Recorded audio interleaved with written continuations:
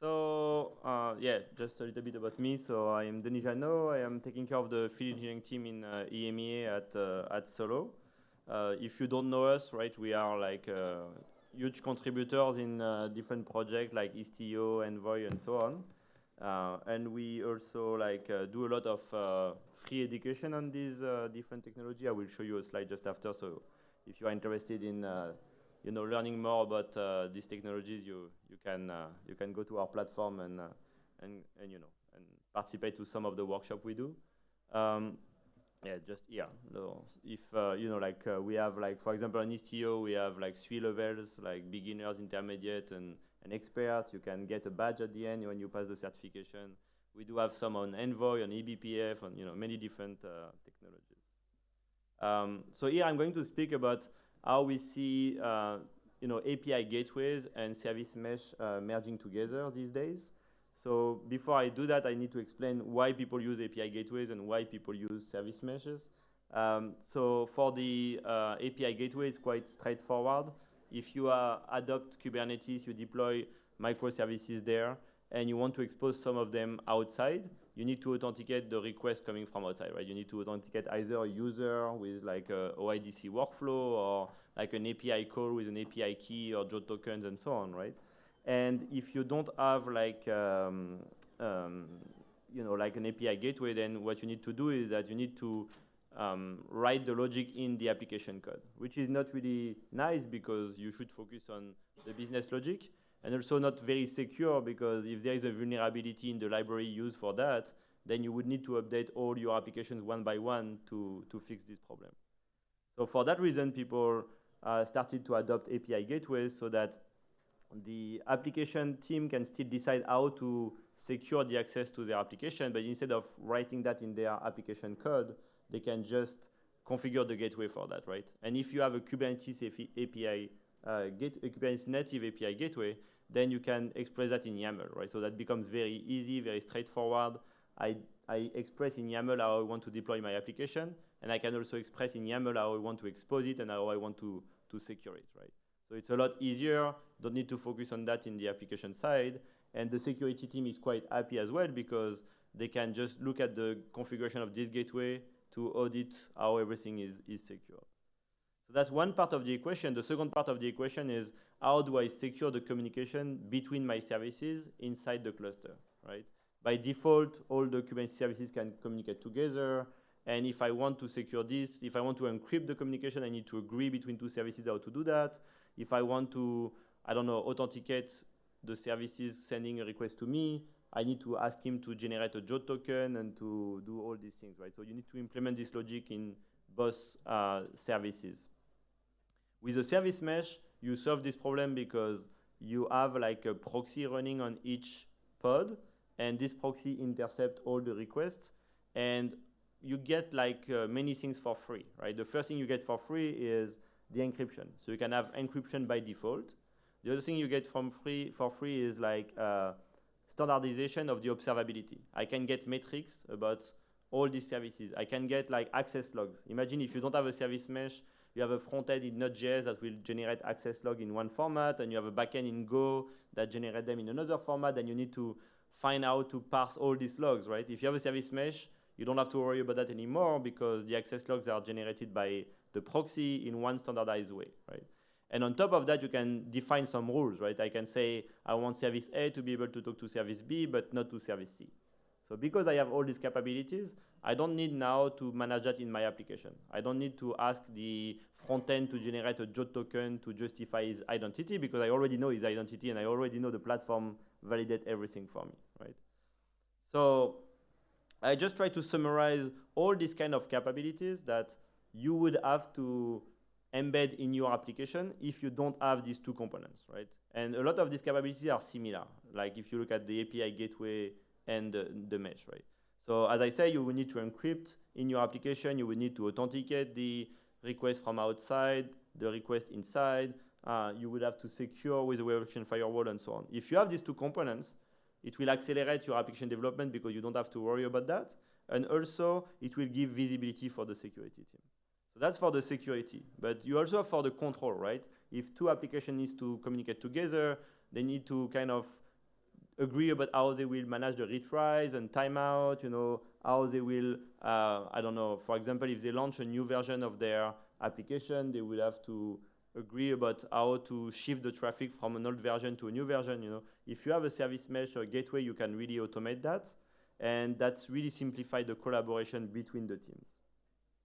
Same for the observability. I spoke about access log, but that's true also for tracing, for metrics and so on. You get standardization, so you get the ability to create really dashboard at a global level that shows you who communicates with who, what are like the error rates, you know, and all these kind of things. So 2 components are needed, right? API gateways on one side and service mesh on the other side. So if I look at the service mesh market, right, Istio is the leader, right? I think it's a little bit like what we've seen in the past with Kubernetes. And unfortunately, at that time, I was working at Mesosphere, and I was like, you know, we were having a nice platform for containers, but at the end, why Kubernetes won? It was a really good technology, but it was also because it was pushed by all the companies in the world, right? Like, my solution was only pushed by us at Mesosphere, and HashiCorp was pushing their solution for Nomad, and Docker was pushing Swarm, and that's it, right?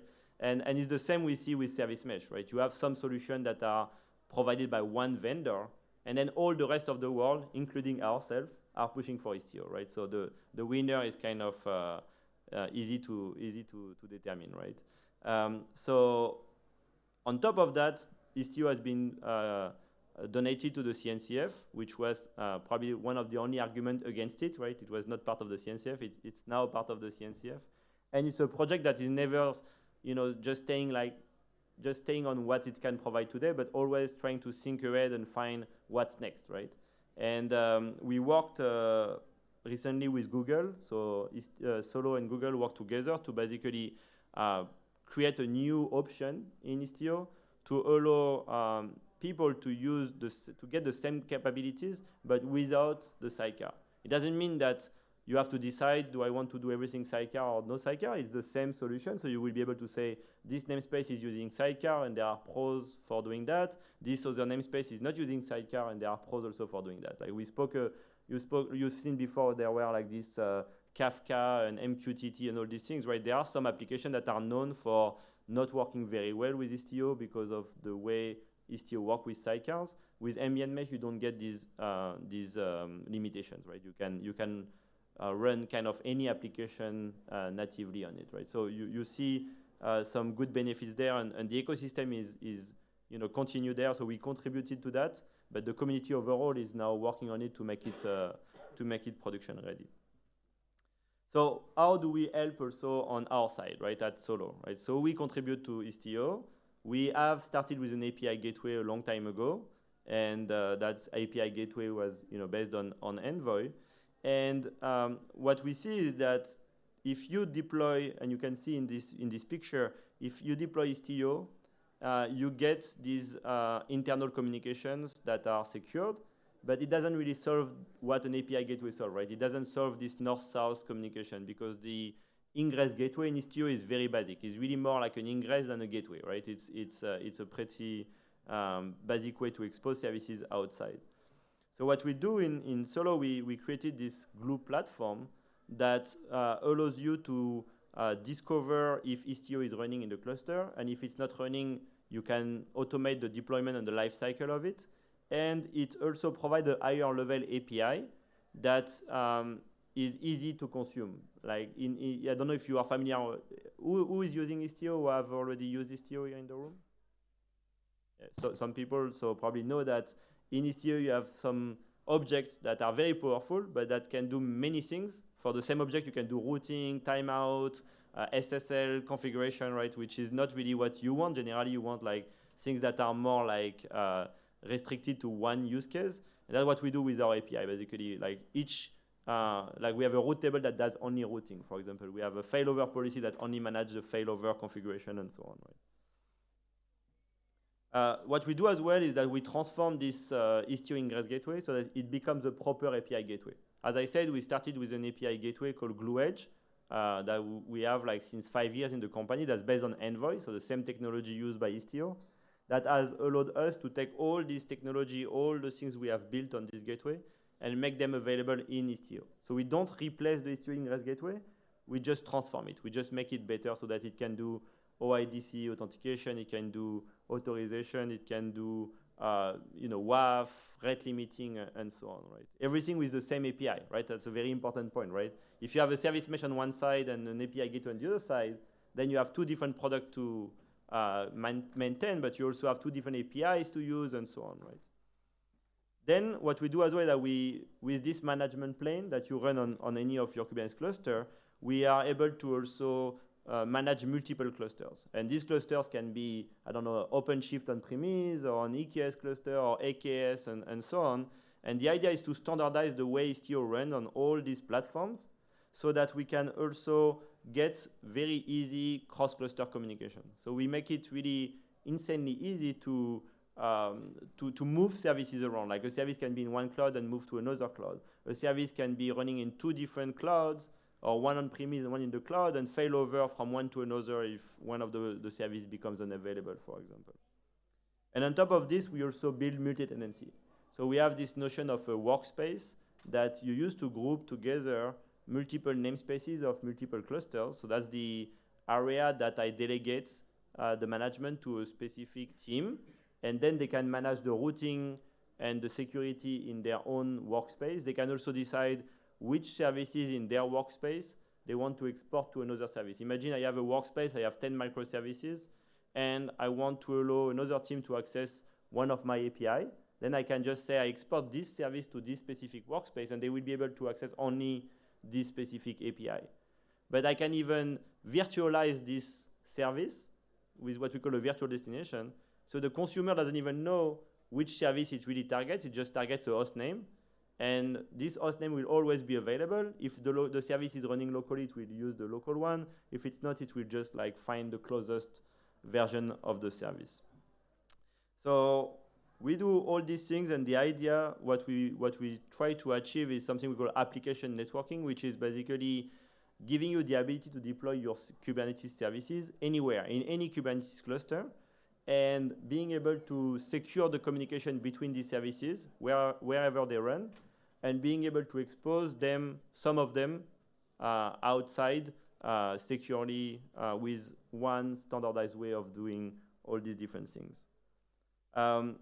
There is like our Slack, and I'm going to just show you live like quickly how it looks like, because when you see a lot of slides, it's always interesting, but when you see real things in action, it's always nicer. So I'm going to show you that, but I just want to mention that we also have this Slack channel where we are, always connected there. So if you have any question or you want to interact with us, don't hesitate to go there. So just wanted to show you two main things there, right? The first thing is that everything we do is as code. So you see here, for example, I say we can define workspaces that group together, and I can perhaps put it like bigger. Sorry about that. So I can define like a platform team, for example, can define a workspace that is composed of one or multiple namespaces of one or multiple clusters, and then the team that is in charge of this workspace can create what we call a workspace setting, so that they decide what services they want to export, what services they want to import, and so on, right? Now, if I want to secure the communication in my cluster, I can just change one small parameter in my settings and say, I want to enable service isolation.